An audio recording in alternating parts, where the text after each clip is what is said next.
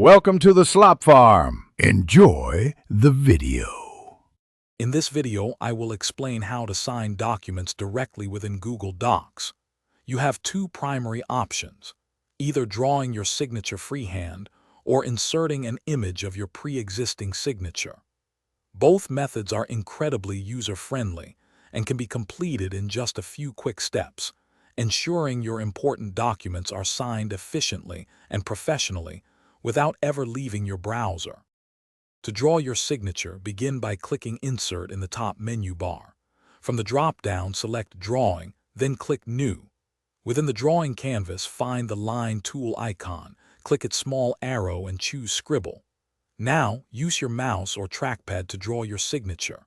Once satisfied, click Save and Close in the top right corner. You can then easily resize and reposition your signature on the document.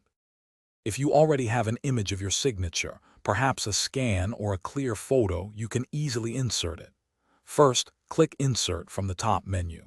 Next, hover over Image and select Upload from Computer.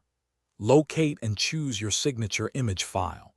Once inserted, you can click on the image to resize it using the corner handles.